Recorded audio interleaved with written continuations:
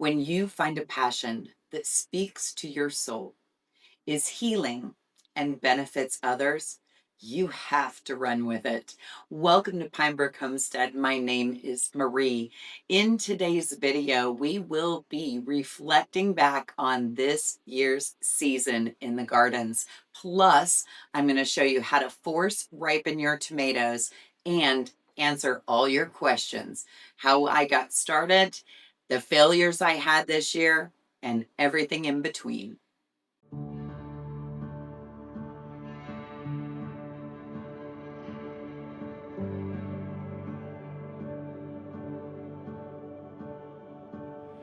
You spoke my name and life began. Breath filled dust and sand.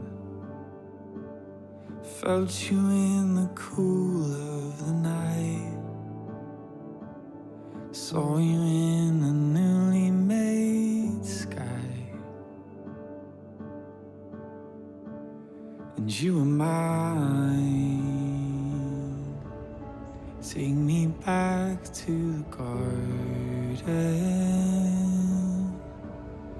where it all began. Take me back to the garden. We were walking hand in hand. My eyes were filled with wonder. My heart was filled with peace. Lost in the mystery, it's all that I could see. Take me back to the garden and walk with me.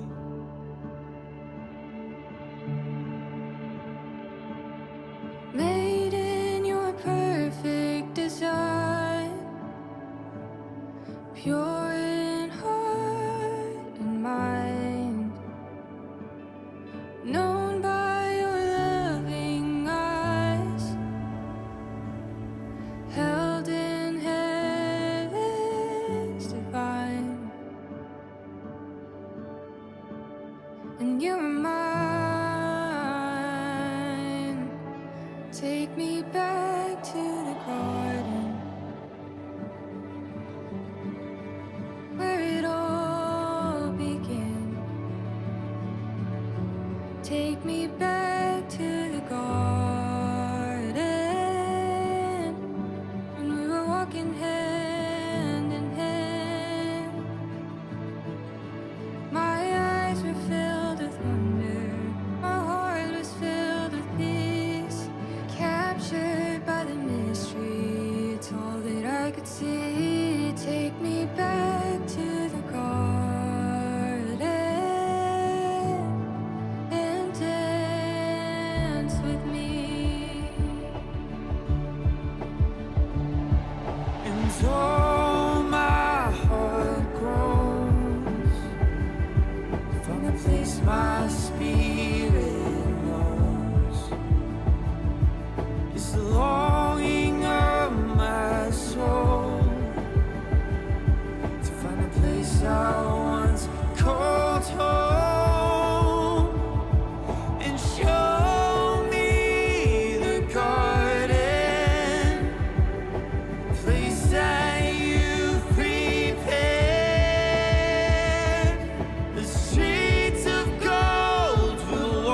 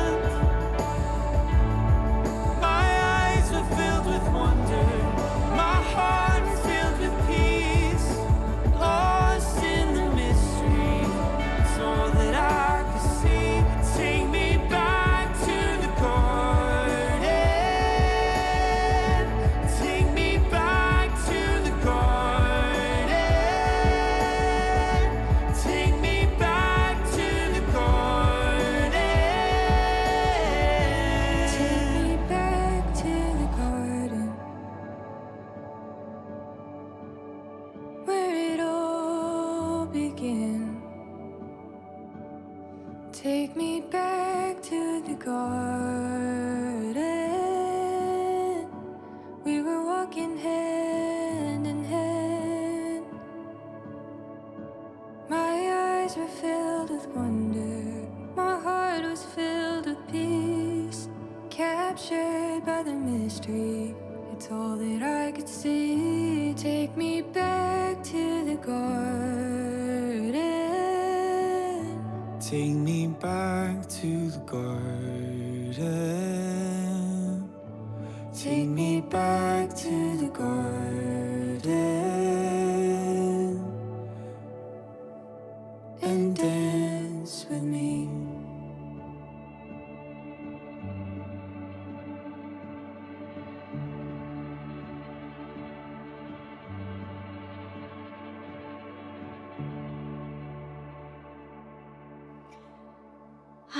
I have to tell you, putting that together brought tears to my eyes. That's how much the garden speaks to me and heals my soul. So, how did I get started in all of this? Well, about 16 years ago, I had a neighbor, and I have never gardened in my entire life, never grew anything but a few house plants. And I had this neighbor, and she had raised beds in the suburbs. And when she would go on vacation, she would ask me to water her garden. I fell in love just watering it, and it was so peaceful. And the flowers and watching the vegetables come in, I fell in love. So, fast forward 2 years, we moved into the property or home that we have now. And my husband built me 3 raised beds out of pressure treated wood. And the wood that is pressure treated now does not have the chemicals, so it is safe to use. But we've built the first 3 beds, filled them with soil, and I got started. Oh, did I have failures in the beginning? Absolutely. I tried to cram as many vegetables into these 3 beds as I could. Did we eat some fresh vegetables? Yeah, we did. But then the next year, he added 6 more beds. And then the next year, we added more. And the more beds that we added down in the lower garden, which we have now named Ricky's Garden after our Great Dane because he loved the gardens. We are up to, I believe, 13 raised beds in the lower garden. So we did that for a couple years. And then 2020 hit. We all know. And I said, you know what? If we put in the upper garden, we could get so much more of a yield and actually be able to put up more food and not just eat seasonally. So that's what we did. And we had to backfill with a ton of soil because this yard is on a slope. And it worked. That upper garden was probably the most expensive garden we put in. The lower garden with the raised beds, they lumber, I mean, it was probably, well, back then, it was under $100 to make a grouping of beds, and then I would have topsoil brought in. um, there are less expensive ways now. There are the steel garden beds. You know, if you have the ground that you can till up, that by far is the least expensive. I have put in 2 lasagna beds, which I will be sharing a little bit more with you in the month to come on our 3rd garden bed area that we have put in. But there's all sorts of different ways from least expensive to most expensive to be able to do this. So, all in all, is it worth it? Well, for me, it is. Um, Not only is it something I look forward to, I love being outside. I love eating all the fresh fruits and vegetables that we grow. Um, it saves me so much money at the grocery store. And I know how it's grown. We do not use any sprays. We do not use anything chemically, which is why in a lot of my videos you will see things are covered. I cover them for pest pressure. It is an organic way to not spray the garden with anything and yet get rid of your pests.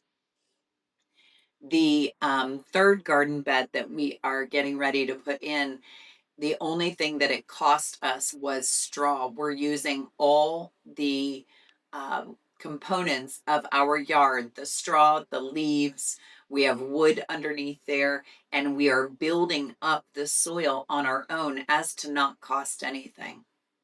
Let's start back to the seeds. I got all of my seeds from Berlin Seed Company, which is an Amish seed company here in Holmes County, Ohio. At the store, because I physically went there, they don't have a lot of easy online ordering. At the store, I spent about $200 on seeds. That may sound like a lot to you, but let's think. How quickly can you fill up a supermarket buggy for $200? So, considering that I brought in so much fruit and vegetables and have preserved everything for our winter, that by far is absolutely worth it. And if you start your seeds on your own, it is by far the least expensive way to start a garden.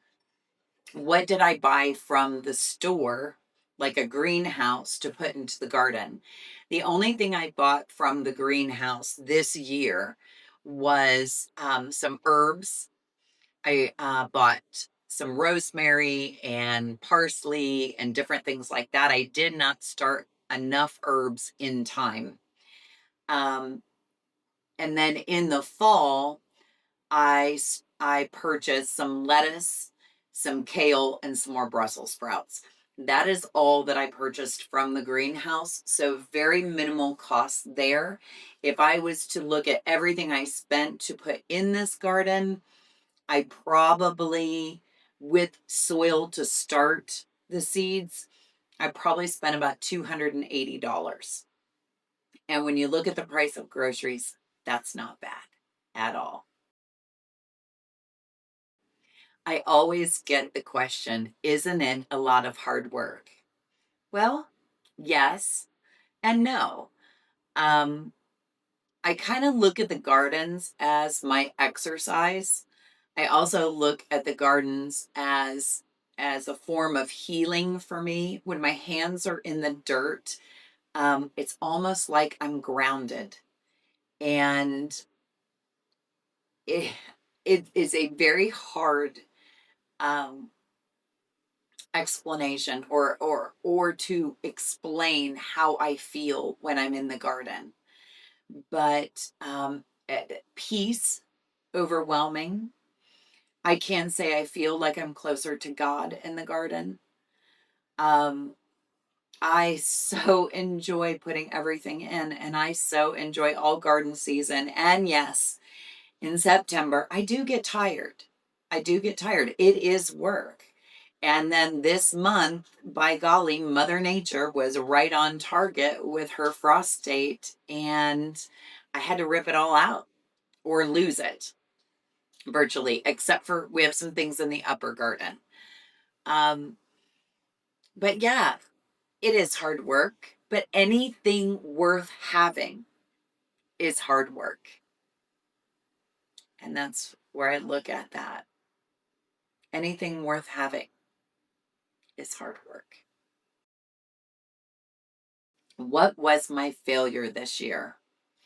My failure this year was sweet potatoes and squash, and I'll explain why. Um, I packed as much in this year as I possibly could. And um, when it came to two of our garden beds, which were the lasagna beds, the one in the lower garden was just full of weeds. And so what I did for the season is I put black plastic down on the bed as to have the sun just bake those weeds underneath it. And then we use straw bales. I have 3 straw bales down in the lower garden. And then I have 1, 2, 3, 4, 5, 6, 7, 8, 9, 9 up in the third garden bed that we are making. Okay, so I did some research on straw bale gardening. And I don't know if it was me. I did everything I was supposed to do, meaning inoculating, letting the straw bales set out, all of that. I did everything I was supposed to do, and we just did not have the success. Now, could that have been, as for the sweet potatoes, could it? I'm sorry. I have a little kitty down here who wants my attention. In the upper garden, could it have been my sweet potato slips that I started? Absolutely. Could it have been the straw bales? Absolutely. Could it have been the mass amount of rain that we had in July and cooler temperatures? Absolutely. So that would be my, I'm not quite sure why it failed, but those would be my failures. I will be re-looking at where I'm planting sweet potatoes next year and the variety that I will be planting. What else failed? That was really the biggest thing. Oh, the lima beans. Hmm. So we took out all of the broccoli and we put in a lot of lima beans. What little lima beans we got. They were so good and so buttery. So I will be planting them again next year. But I had an insect pressure on them so bad. I mean, I had thousands of flowers. And once this insect came in, and I don't know what it was, but I'll be looking into it for next year. Once this insect came in, it just destroyed all of the lima beans. And I think we were able to have 1 serving of lima beans. They were so good though. So I do have those seeds. I will be planting them next year. Um, Epic garden year 4, cucumbers, mass amount of cucumbers, more cucumbers than I could handle. Matter of fact, I was giving away cucumbers, like 5 English cucumbers at a time. The English cucumber variety that I grew just outperformed any other cucumber. They were so flavorful and they were so good. The pickling cucumber that I used, the variety that I used, which I will be sharing all varieties come January, beginning of February for you. Um, those varieties, even when pickled, the pickles were still crisp. And I've used my same pickle recipe year after year. And this by far was the best variety, and they just kept coming. I don't know if it was all the rain that we had in July, but they kept coming. So, epic year on the cucumbers, epic year on the Brussels sprouts, the broccoli, the cabbage, the tomatoes. I mean, really, we had just an all amazing year in the garden. Peppers, I will not be planting as many shishito pepper plants. I don't even think I need green peppers next year. I have cut them up, diced them up, sliced them up. They are all frozen and ready for us to use this winter. Welcome to my laundry room and where it all began. So this is where I start all of my seedlings under my grow lights for the garden. But we're going to end the season force ripening the tomatoes. Normally this room is completely dark unless I'm doing laundry. So I have 6 boxes of green tomatoes, and I just use the ball boxes from my canning jars. I save these so when I'm done with my mason jars, I can just stack them in, and I have shelving to stack the mason jars on. But you might be asking, what am I going to do with all these tomatoes once they come in? Throughout the garden season, I end up freezing the tomatoes that come in so that I can take care of them at a later date. It makes it easier. The skins slip right off of them. And these tomatoes are for my ketchup. I make a homemade ketchup that also dubs as my base for any barbecue sauce that I may need throughout the year. So we are just going to force ripen these. And all I am doing is stacking these boxes one on top of the other.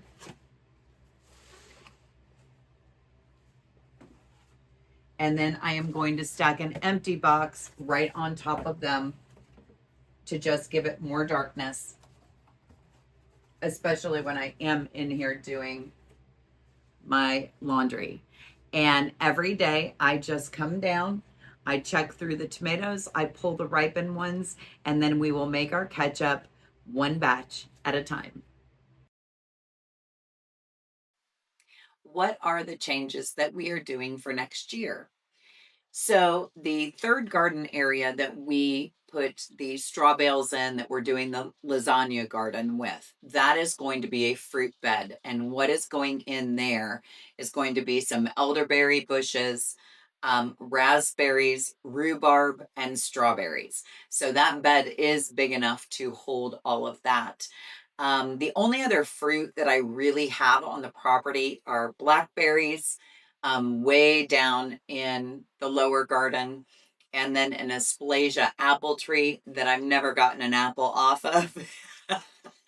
The deer come in and eat them just at prime time. It is amazing. But so we're going to figure out how we can truly cage this in so that we can get more apples. So adding fruit next year is the big one. Um, Other than that, I'm not really expanding except in the kitchen garden. I will be using it for more herbs and tea than just flowers. And it's a hodgepodge mess right now, but that still needs to come out. So, yeah, it is. I know I said I am in a past video. I said I have thought about, do we not have to plant as much? Looking back, I can't do it. I can't do it. I love the gardens that much. All that hard work is so worth it. It really is. So, what do I do in the winter months? Well, I focus on my homemaking and indoor projects that I can get done that don't get done at all during the garden season. So that'll be fun. Plus, we have the holidays. We'll get back in the kitchen and do some frugal homemaking. Um, Next year, we are looking at possible chickens, and they won't be on this property, but they will be, if we're able to, be down at my son's. And so that'll be exciting. That'll be something new for us. And then I truly get 3 months off. That's all that I get because in February, we will be going seed shopping and we will be getting our seeds started. We still have a few things left in the garden to take care of that could withstand this 34-degree temperature. So I'll be bringing you along for that. I'll be pulling all of my golden beets. I have carrots out there, Brussels sprouts, and kale, and that's it. And really, those are very cold weather crops that I can keep out there. So we'll be bringing those in. It's not completely done, but for the most part, it's done. I just want to thank you so much for taking time out of your precious day to spend it with me, sharing my passion. Maybe I've even inspired you a little bit, but I really appreciate you. So if you like today's content and you would like to learn more about the homestead and the homemaking ventures that we are doing going forward, would you hit that like button and subscribe? If you have any comments, or questions about the gardens, please leave them in the comments below. I can answer them for you. And yeah, garden season 2025 is virtually wrapped up. Thank you so much, everybody. Have a wonderful day and a very blessed weekend.